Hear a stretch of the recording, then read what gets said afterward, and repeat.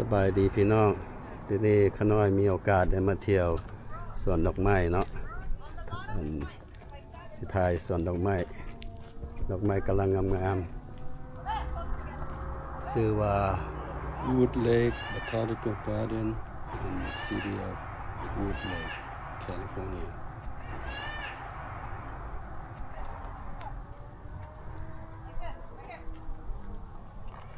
แล้วแม่ข้าน้อยกับน้องสาว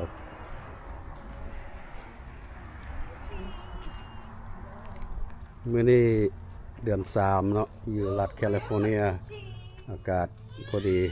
ประมาณ80องศา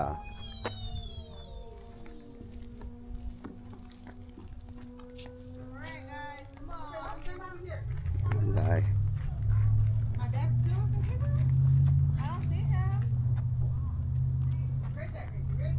ฮะ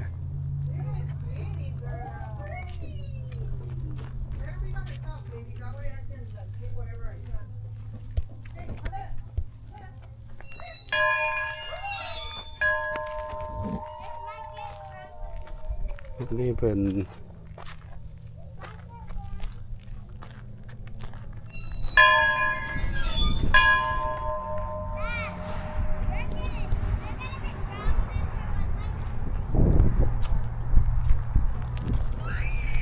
็นต้น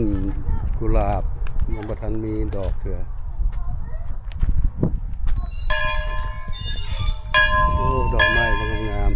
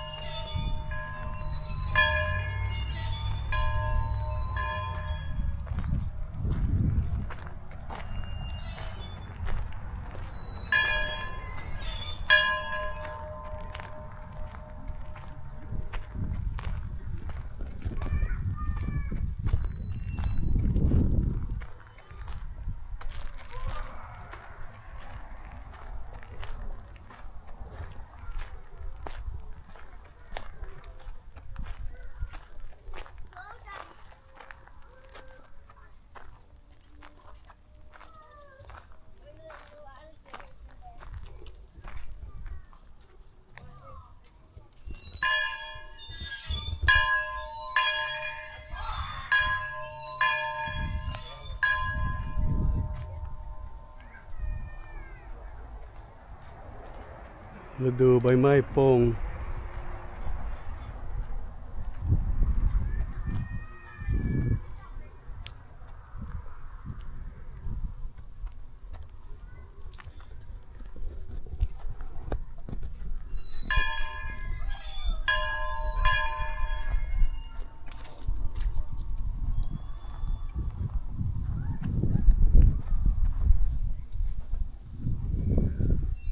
Wedding Dome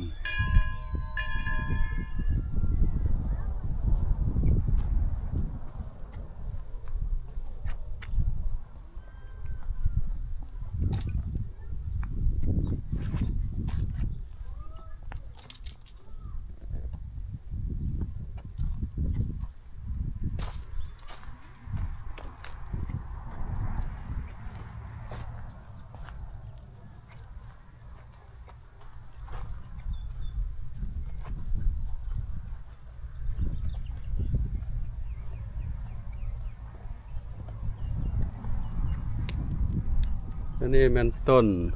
อาปรคัต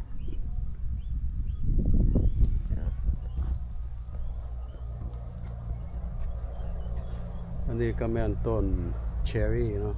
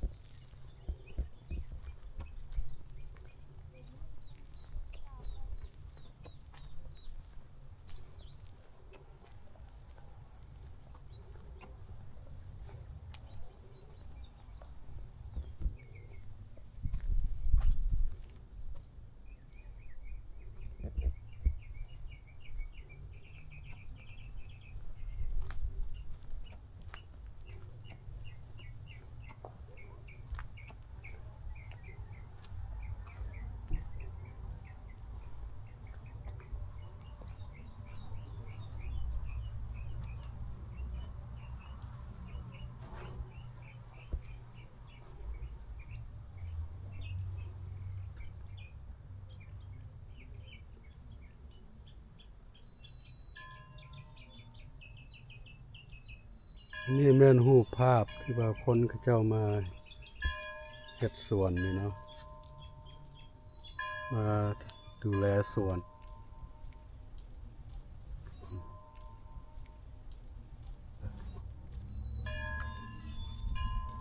คนงานเฮ็ดสวน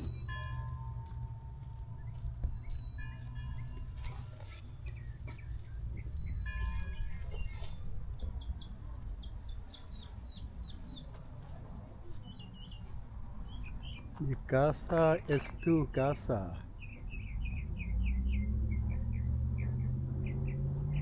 แปลว่าเฮือนค่อยก็แม่นเฮือนเจ้า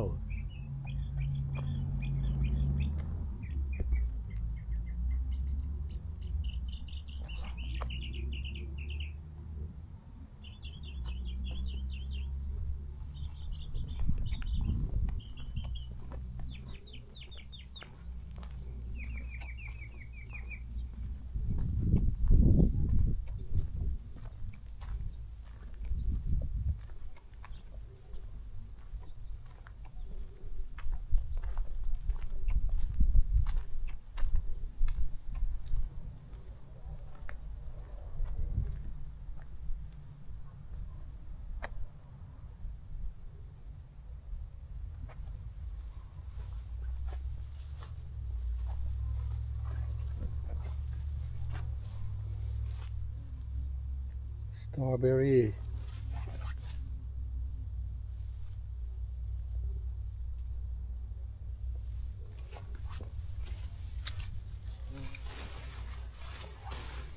อันนี้แม่นอาร์ติโชก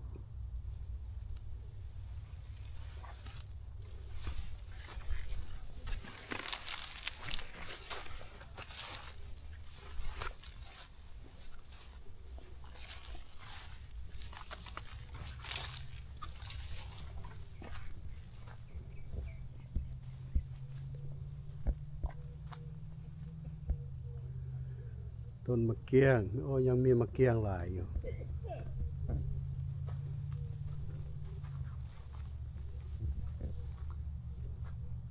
เพิ่นให้เฮาเด็ดกินได้แต่ว่าเอามือเงินบ่ได้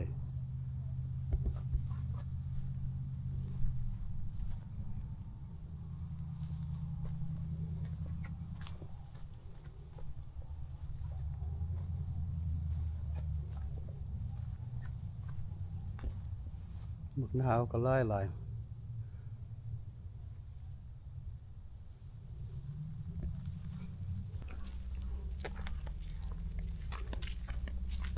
้อนี้เป็นวันเกิดของแม่เราเลยพาแม่มาย่างสมสวนกับน้องสาวอยากซิมเบิ่งบ่ซิมเบิ่งตัวน้อยๆตัวน้อยนี่ก็สิ นี่เด้น้อยๆก็มีนี่เด้แม่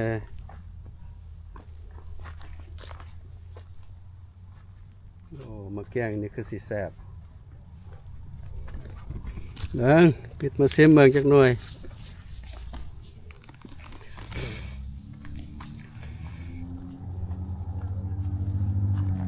อันนี้พากันแกะมะเกี้ยงซิมเบิ่งลายๆเนาะส่วนมัสมีเกิดปกติตลาดนี่ส่วนอีซีเพียวเลยแซ่บไปเลยหวานแล้วโอ้หวานขึ้นน้ำผึ้งแหละอันนี้ก็หวานคือกันอันนี้อีซีเพียวอันนี้หวานขึ้นน้ำผึ้ง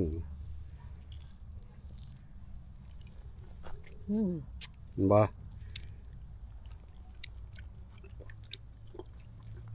พอดีแซ่บหวานคือกันบ่เหมือนเฮามาแต่แล้วเนาะนี่ล่ะพูดอีกแซ่บหลายพี่น้องพากันซิมมะเกี้ยงโอ้มะเกี้ยงเต็มต้น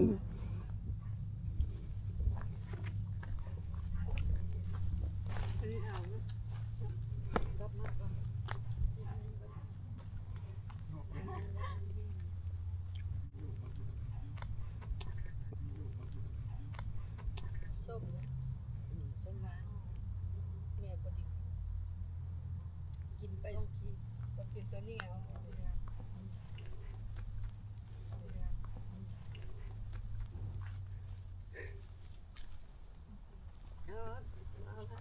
บ่ฟ้าละ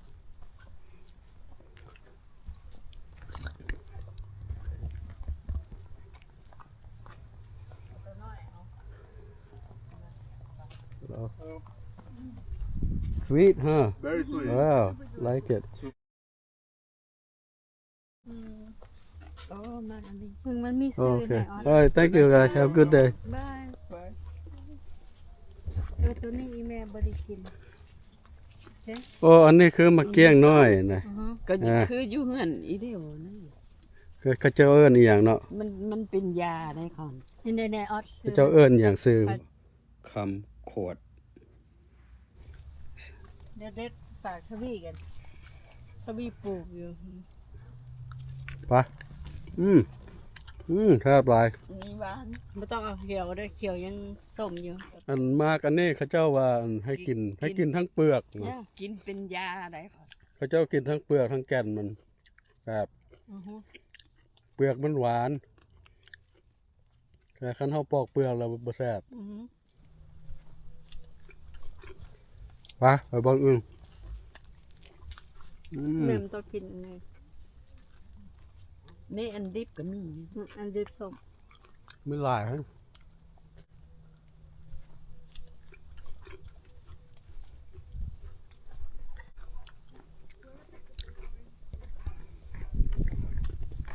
อันนี้เขาเจ้าเฮ็ดคือแม่นคือมักปิ่นนี่แหละ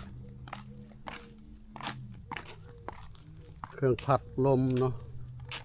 แม่นบ่แม่ผัดลมบ่ เขาบ่เปิด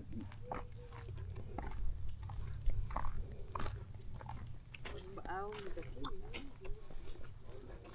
บ่มีถุงใส่อันใส่เพิ่ม มะเกียงหลาย เดินดีบ่เอามา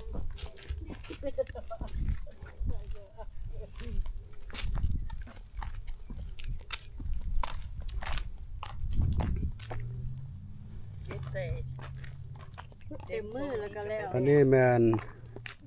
ต้นแอปเปิลกับต้นมักแพรอยู่น้ำกัน อันนี้ ยังบ่ทันมีเท่าใด กันหน้า อยู่ได้ออันนี้มีหยังเด้ แม่แล้วก็แม่บ่ได้เดินสวนพักกันนะแม่โดนกันอีแม่ที่มาเดินสวน นี่ก็ปลูกใหม่ดิค่ะ ปลูกใหม่ง่ายมากเลย เท่าแล้วคือ อันนี้ผักคะน้าบ่ผักคะน้า กินใบมัน บักงามๆอยู่รัฐแคลิฟอร์เนีย เดี๋ยวน้อยมันยังบ่นั้นดอกขึ้นมาเลยเป็นตลอดเนาะ สองเป็นสองรอบ แต่ทำแรกเป็นตลอด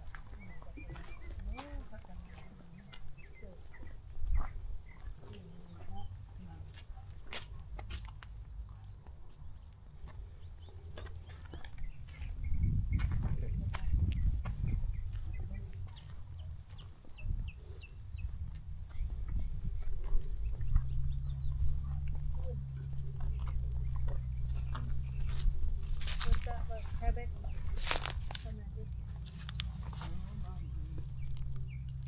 อันกะหลำเนาะอันนี้แม่น เขาเล่าก็ซับไปซับแม่ ยามใดยามนั้นนะ พากันยางชมวิวชมสวนฟังเสียงนกเสียงกานี่แหละอยู่บ้านนี้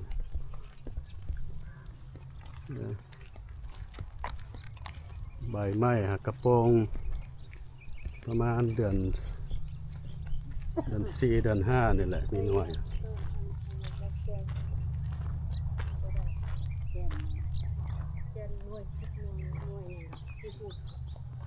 เพราะนั้นอาร์ติโชก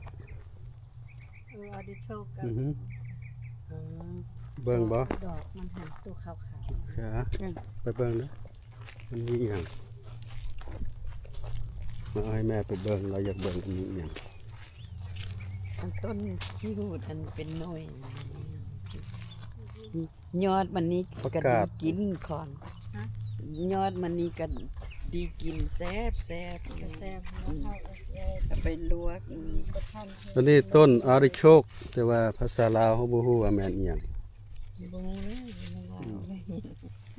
อาริโชกบ่ทันมีหน่วย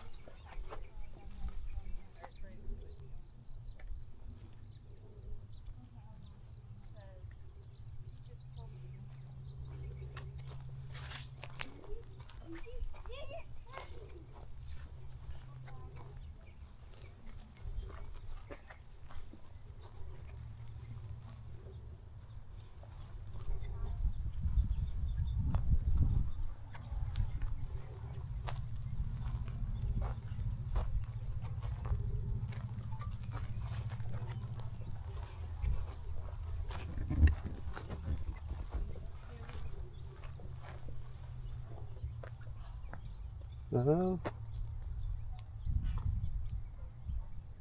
เมื่อยแล้ววะ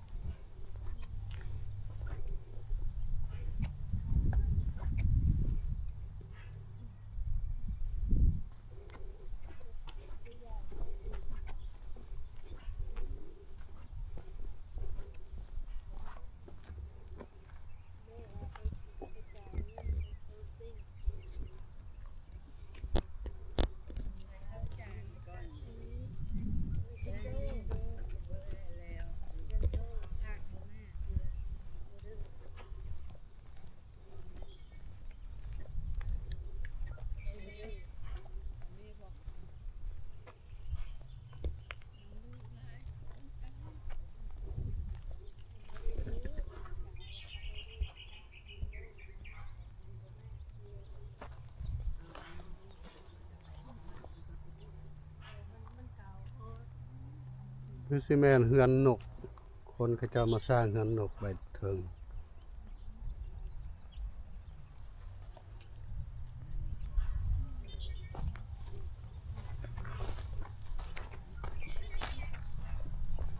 อันนี้แมนบอนเขาเจ้าปลูกบลูเบอร์รี่เนาะ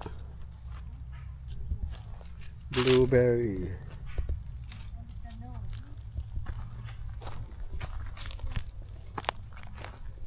บ่ทันมีหน่วยเถอะกำลังมีดอก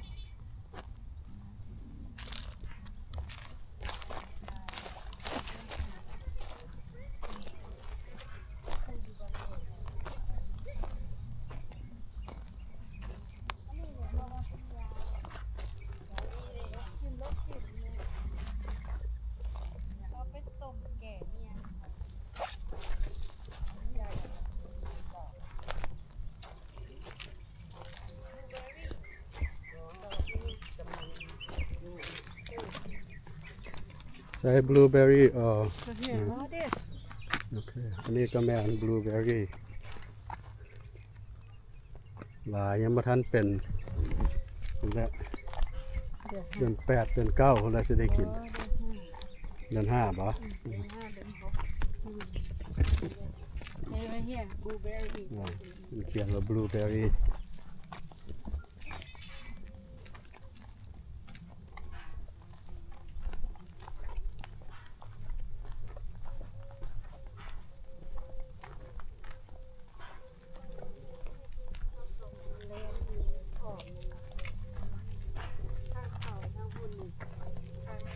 เข้ามากนะแล้วถ้ามีบ่มี เคสนี่แม่นแบล็คเบอร์รี่มันว่าตัวนี้เป็นแบล็คเบอร์รี่ ออกทางเดียวเข้าทางเดียว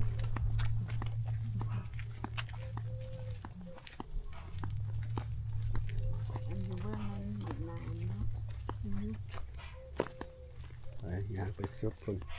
ย่างไปสุดๆคุณ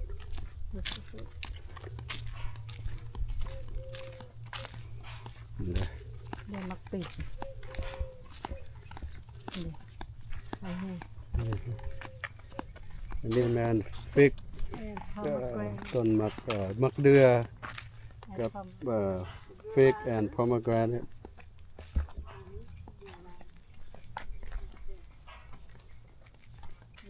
กำลังออกใบ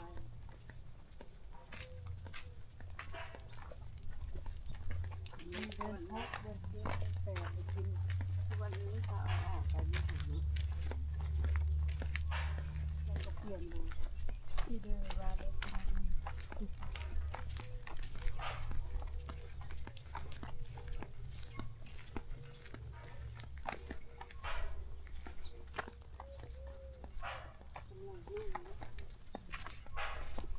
Peter Rabbit Garden โอ้งามหลายเขาเจ้าเห็ด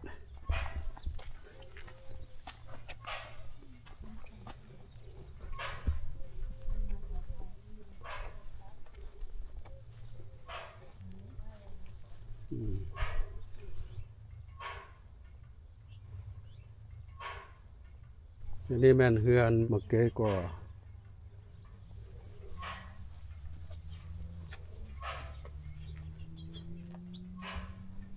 มีเห็ด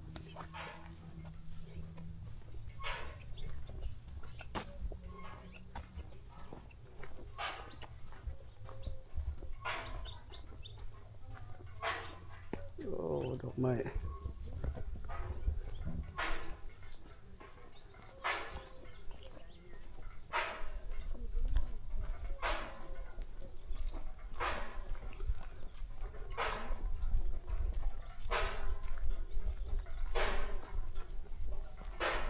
เจ้าเห็ดพัดลมนะพัดลมใหญ่วินเมลพัดลม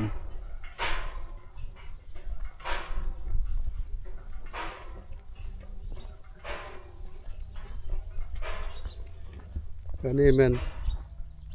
ต้นจูจูบต้นมักทันเด้อนี่มักทันเป็นหน่วยเถอะ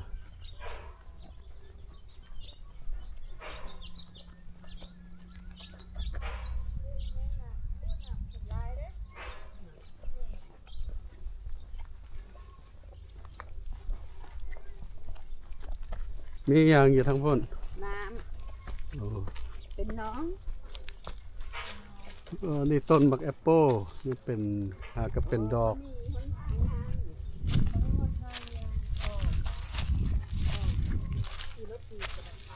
โอ้ มีหนองน้ำด้วยอยู่ทางนี้ เห็นเป็ดน้อยบักหลายๆมีเป็ดหลายเนาะ ไม่ยากก็มาเอาเท่า เอานี้ หลายอย่างกลับแต่ละอันนี้แม่นมักแอปเปิลเนาะเราสิไปเอาวันนั้นหั่นเด้อย างซื้อนี่ไว้เอาไปนำมันละ โน้มันบ่เฮาบ่ไปดอกน้ำนะเฮาสิกลับไปเฮาไปเอามากันแอปเปิลหั่นแล้วก็เฮาไปข้างนั้นแล้วก็แล้วล่ะเด้อพากันยางลงดอย ออก นี่นะ ตอนมันแห้งมันมีมาหิน ปกติอันเขาจังลอมอยู่นะมันย่างคนมาเอา บอกเขาบ่กินแหละมีคนแม่เขามันหอมหัวตรงไหนได้เป็น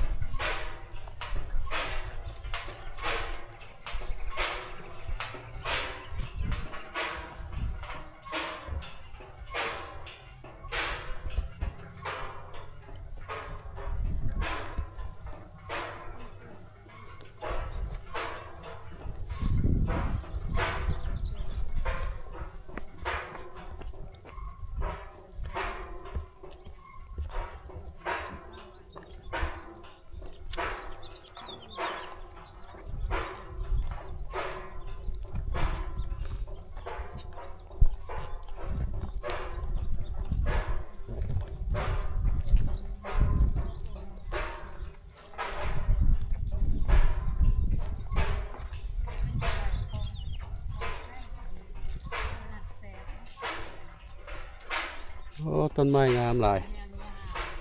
ต้นไม้โปร่ง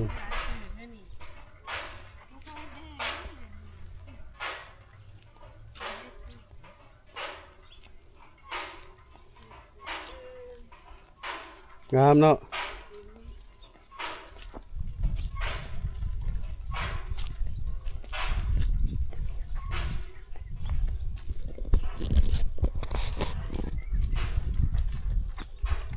นะพัฒนา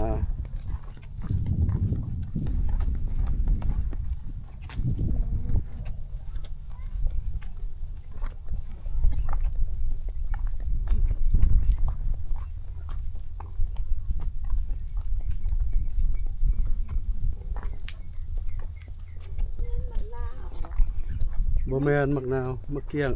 เนาะมันน่า โอ้อยู่ในเพิ่นว่าโอ้แม่นก็บ่ไปละบ่ไปละมันมืด อันนี้ก็คือจะแซ่บ ได้ ตัวนี้ มักเกี้ยงบ่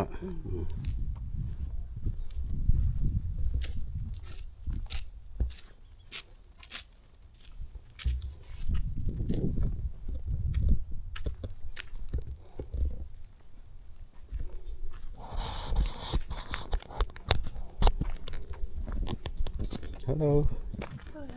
Beautiful day, huh? Oh yeah. Oh, okay, right here. Yes, yes, the one. They have kumquats. Here you go. Which one? This is called what? Kumquat. Kumquat. Uh-huh. Oh, they're called kumquat. Okay. Look at some of these. It's sweet, huh? Oh yeah. ผู้ใดบ่เคยเห็นเอิ้นว่าคัมควดเด้อพี่น้องอยากคล้ายๆมะเกี้ยงน้อยๆนี่แหละ แซ่บ กินทั้งเปลือกทั้งแก่นมันหวานยามนี่หวานคันว่ามันบ่ทันเหลืองเถื่อบ่ทันสุกเถื่อหั่นกินส้มคือมะนาวแหละ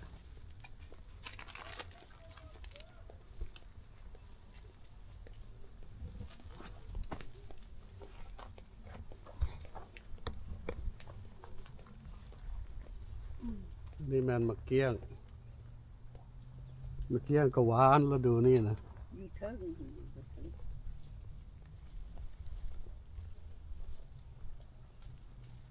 Kumquat.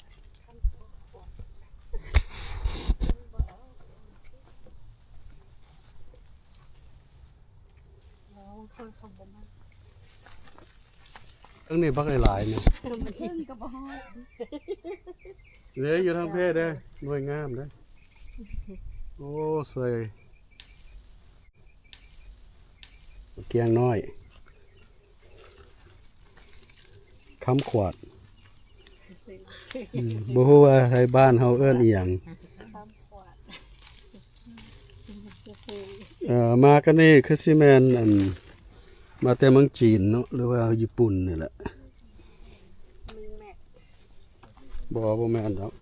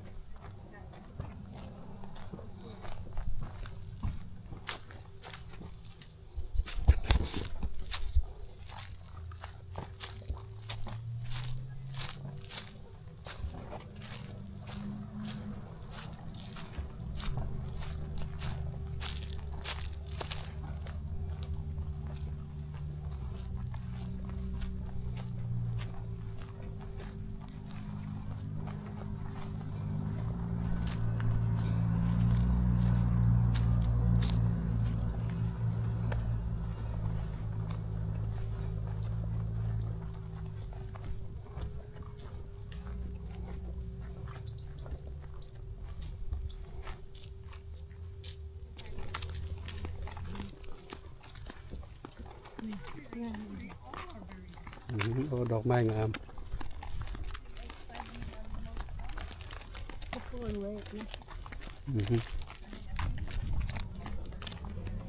จะได้เข้าไปพุ่นส่วนกล้วยอยู่พุ่น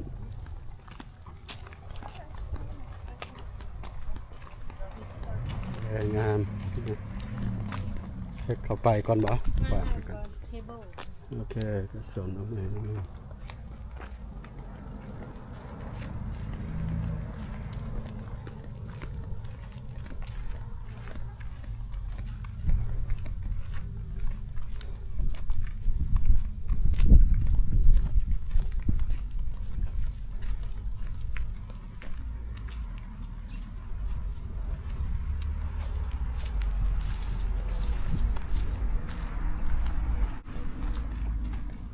แม่ก็ย่างซ่าแต่ว่าย่างไวย่างซ่าก็ได้แม่ได้ก่อนงานมาเนี่ยสองคนครับงานประหยัดครับก่อน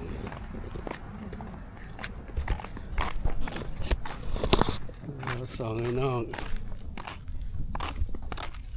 เห็นไหม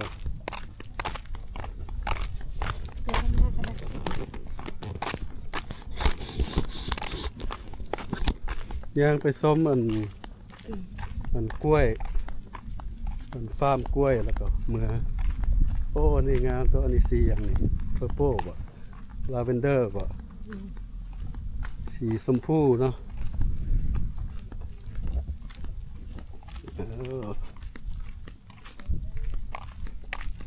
แม่ไปทางนี้ได้แม่ put the stuff away เอานี่ไปไว้กัน เอากระแจใช่ไหมเอากระแจไปครับนี่สิไปถ่ายอมๆ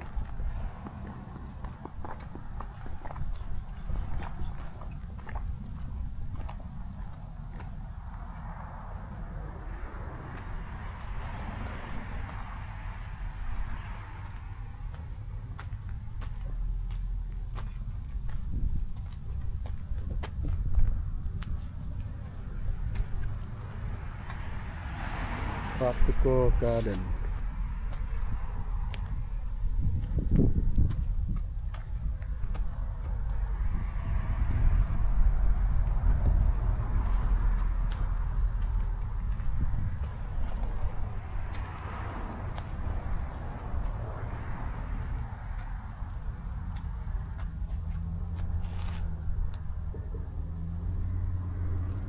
มีต้นกล้วยยังบ่ทันมีหน่วยเถอะ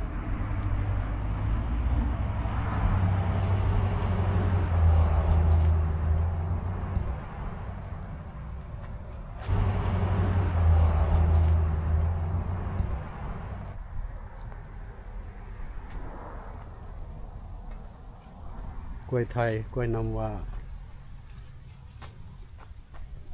อันนี้มันกล้วย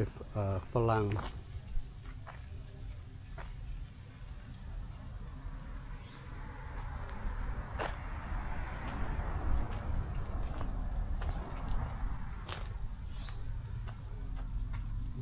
ต้นผักชี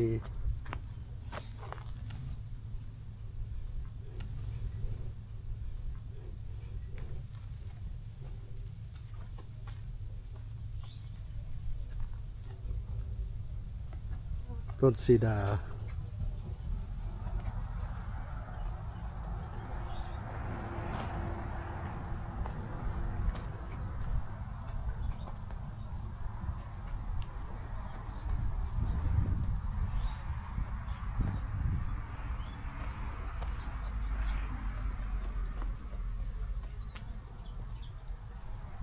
นี่ประมาณต้นสีดา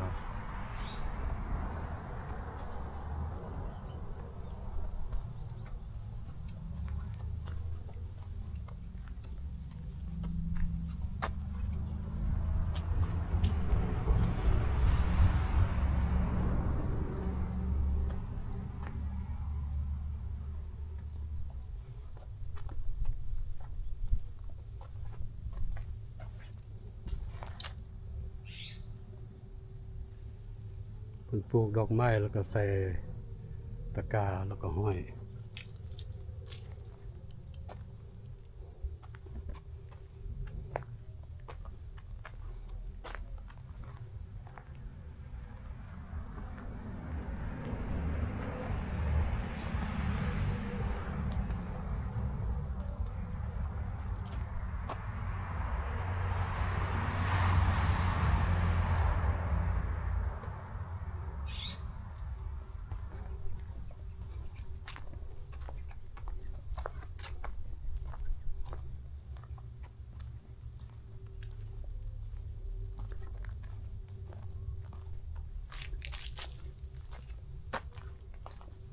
โอ้กล้วยนี่มีปี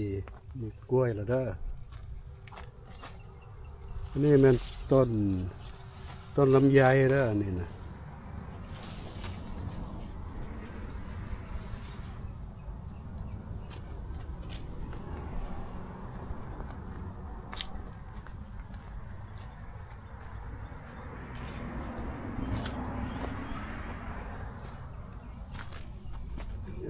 ต้นลำไย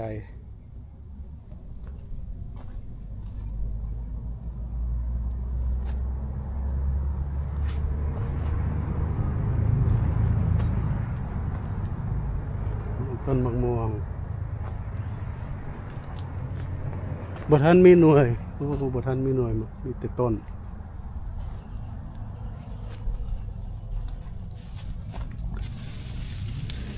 ลำไย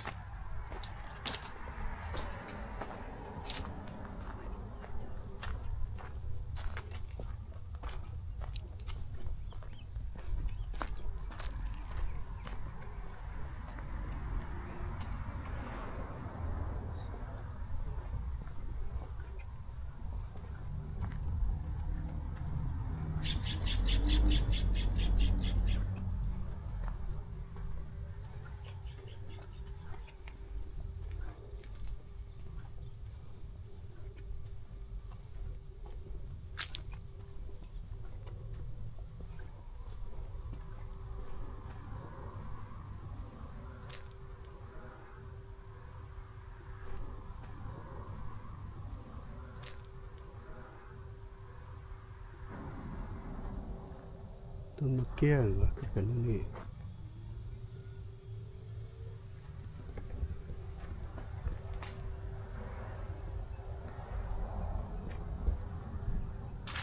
ต้นใบมะเกี้ยงคือว่าน้อยๆนึง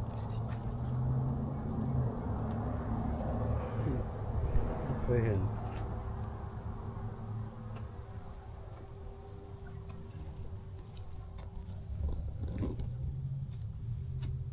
คือสิแม่นต้นลิ้นจี่บ่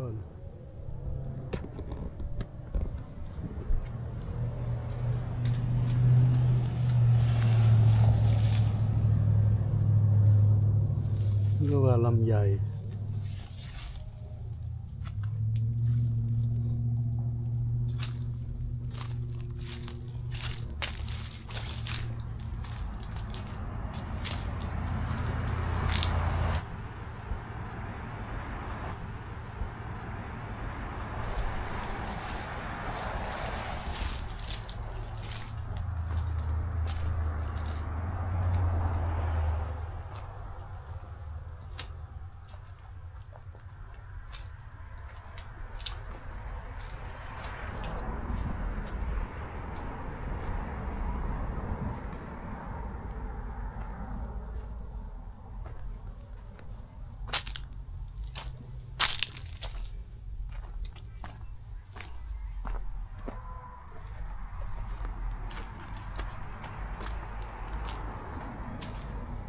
แม่นต้นสีดา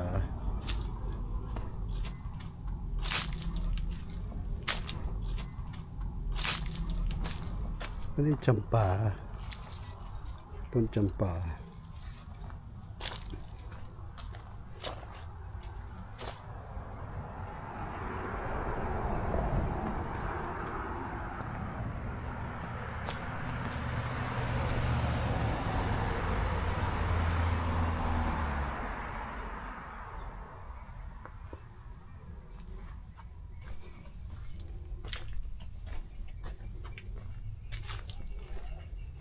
มีต้นไม้หลายชนิดที่จะปลูกได้อยู่มีฮอดต้นอะโวคาโดมีต้นมักซิดาลำไยมะม่วงลินจี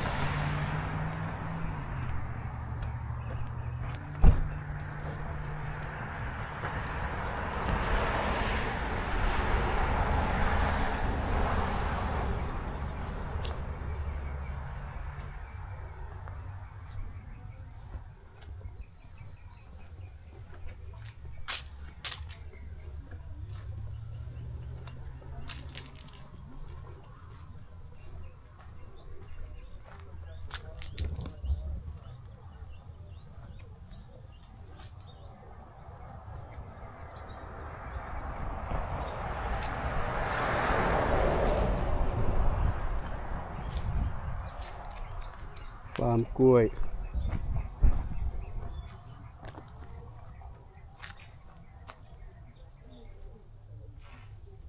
อันนี้เป็นรูปภาพคนเบิ่งสวนคนทำสวน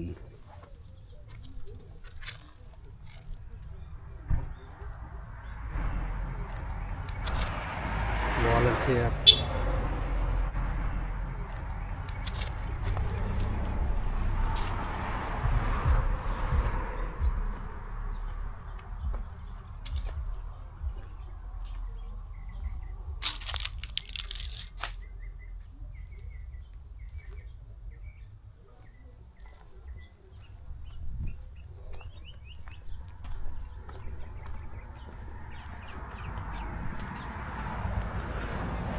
ฤดูหนาวเขาจะเลยเอาผ้างวมไว้ไม่ให้มันตายเป็นอย่างต้นมังหุงเขาจะงวมไว้ถ้ามันงวมไว้แล้วมันตาย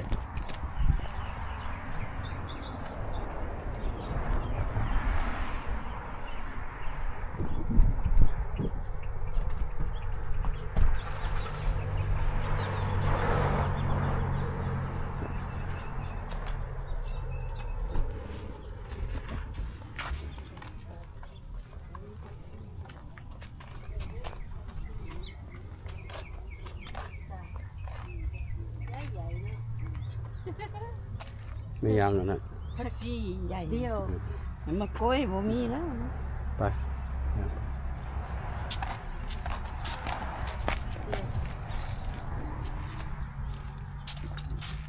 เนี่ยมีวันตรงนี้ประมาณนั้น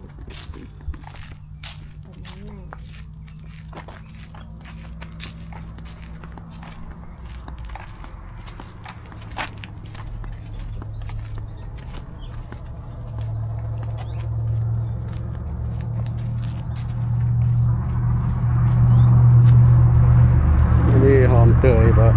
โอ้ย อยากคล้ายๆเนาะ อืม คล้ายๆหอมเตยแต่บ่แม่น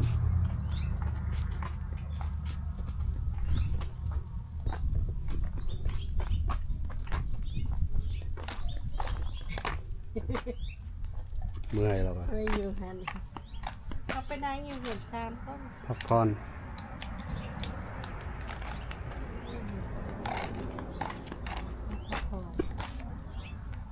ถ่ายรูปปะ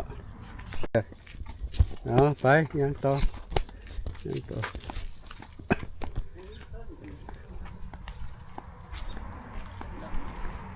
ไม่ใบมันเขาก็มาซ่อม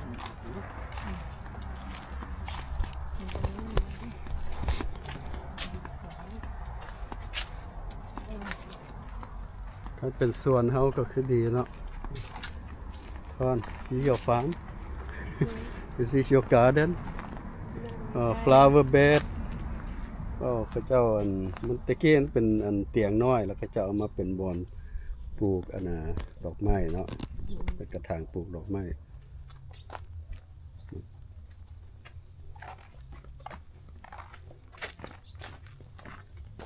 นี่แม่นต้นสีดาลำไยอยู่พุ่นแต่ว่าทายแล้วบอกไปแล้วไป มะม่วง เนี่ยไปทางพุ่น มะม่วงแล้ว นี่ก็ได้อยู่กันมา มองกาแฟมอง แม่ลองยางไว้พากันยางสมต้นไม้ต้นหมัก Thank you for watching my video. Please like and subscribe to my channel. ผักโฮมบ่ Thank you. อยู่ได้มาทางเพศ